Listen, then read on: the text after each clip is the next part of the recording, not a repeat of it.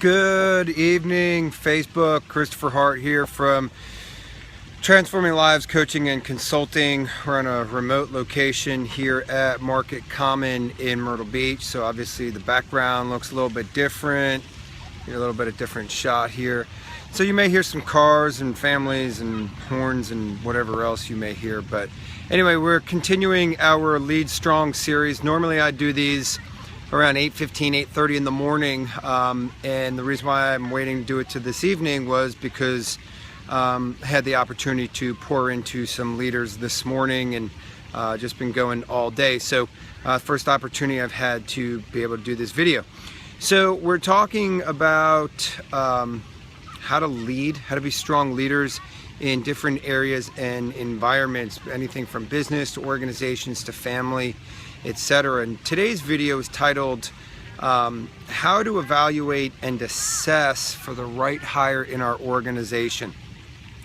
And so what I want to talk about with this is the importance of having an assessment process for your hiring and your people evaluation processes. So let's take a look at this. One of the things I tend to reference when talking about this product, or excuse me, this understanding of evaluation and assessing, is I use an analogy about making a cake.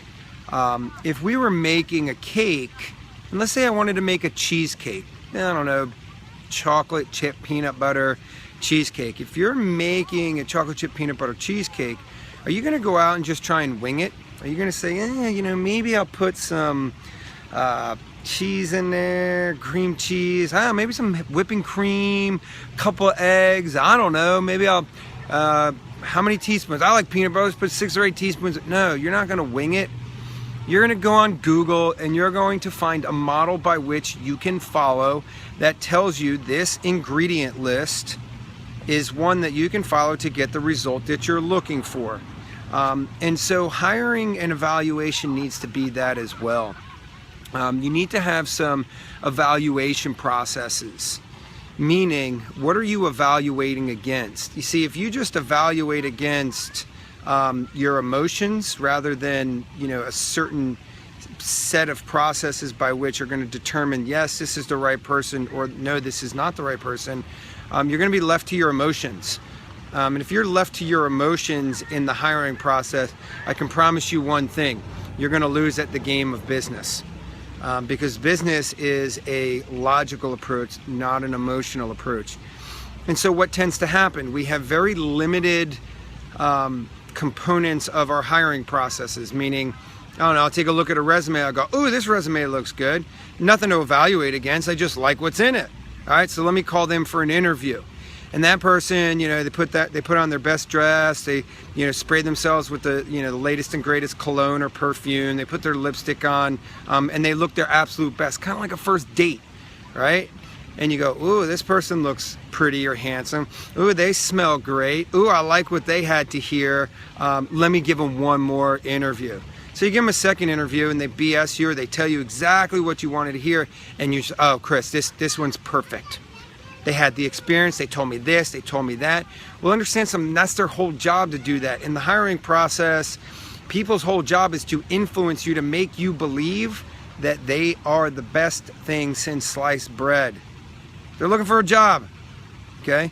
But here's the thing, if you actually had an evaluation process, AKA your ingredients list, you see, if I'm baking that cake and it says to put in 1.5 cups of cream cheese, a cup of flour, 2 eggs, some salt, whatever.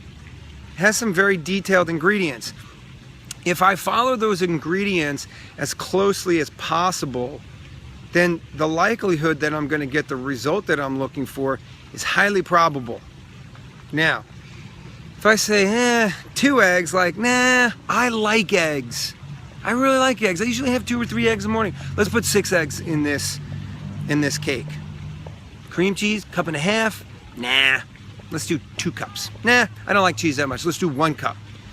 Oh, it calls for 4 tablespoons of peanut butter? No, peanut butter's got protein in it. Let's do a cup of peanut butter. What's the probability, or what's the likelihood or probability that you're going to get the end result that you're looking for? highly unlikely. Okay, same thing in hiring, right? When you go and establish your hiring processes, Scott, we want Billy Ray. Hey, look, I'm meeting up with Billy Ray a little bit later. He's running behind today because he's pretty busy with all this breaking news that's happening. So stand by, Scott. Billy Ray will be by. He'll be around a little bit later. So hang tight. So if we have these hiring processes, right, we want to have things that we're going to evaluate against. What does the right hire look like?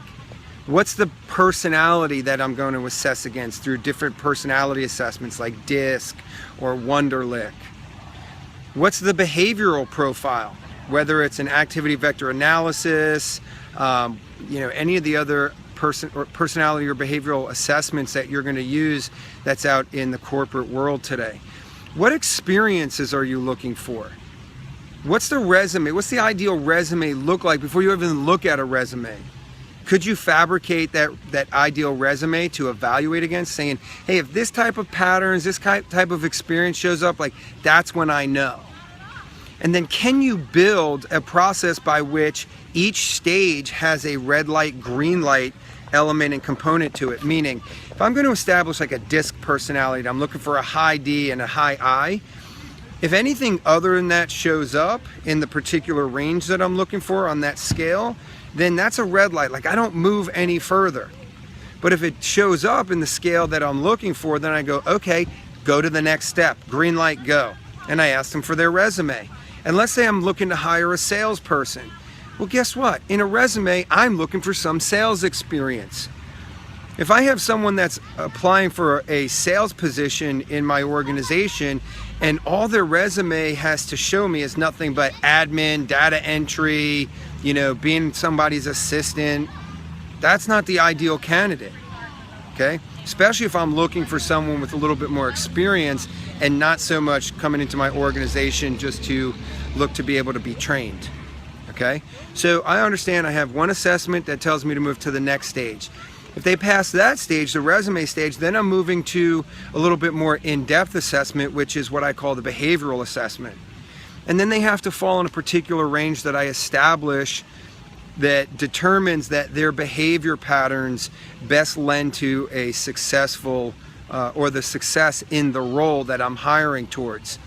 And if they match that, then I'm going to bring them in, I'm going to evaluate them, I'm going to do maybe a little bit more of a comprehensive interview. I have some stages along the way that dictate red light, green light. And I don't make it a whole big process, I make it individual stages. Each stage dictates and determines whether I move forward or I stop and I move somewhere else. See, here's the thing. If you create those, that basically becomes your ingredient list. And if you follow your ingredient list to the T, then what happens is when you get done with putting all the ingredients in, then it's just a matter of what do I need to do next, which is bake the cake. And baking the cake is kind of like your training processes. We've kind of talked about that. So here's what I want you guys to understand about assessing and evaluating hires and people in your organization. You have to have something to evaluate against. It cannot be just your emotions. You can't wake up one day and say, hey, I want to fire everyone. You have to have very specific components you're evaluating against. You cannot tell a coach, a mentor, a consultant like, oh, this person's the right person. Based off of what? If someone tells me, Chris, I think I found the right person, I tell them, no, you haven't, because if you only think, then you don't know, you don't have evidence. But if you have evidence that you're measuring against, then you don't think, you know you found the right person. And then all you have to do is defend that with some logical approaches and saying, look, I said the perfect person was X, Y, and Z, and X, Y, and Z showed up. Okay, so that's kind of a way that you can look to grow your organization as far as assessing people to determine what is the right hire, and even people that are already in your organization. Go back and establish some things that are going to be concrete evidence that are going to dictate whether or not that person stays or goes in your organization. So hopefully this brought some value to you guys. Sorry that it was so late in the day today. I know I've conditioned you guys to get these videos at 8:30 in the morning. I promise tomorrow morning we'll be back at 8:30. To my Marine friends out there, happy birthday to the Marines. I don't know the birthday song, otherwise I'd sing it, but maybe one of my Marine buddies will get live on Facebook this evening and sing the song and let us all enjoy. And to all those veterans out there, tomorrow's Veterans Day. Just understand something. This country is awesome because of you. We thank you. My family thanks you. And I know the United States of America thanks you for your service to this great nation. So continue to serve on. Lead strong. Remember one thing. You're a child of God. God loves you. So do I. Have a blessed rest of your afternoon. Lead strong. Take care.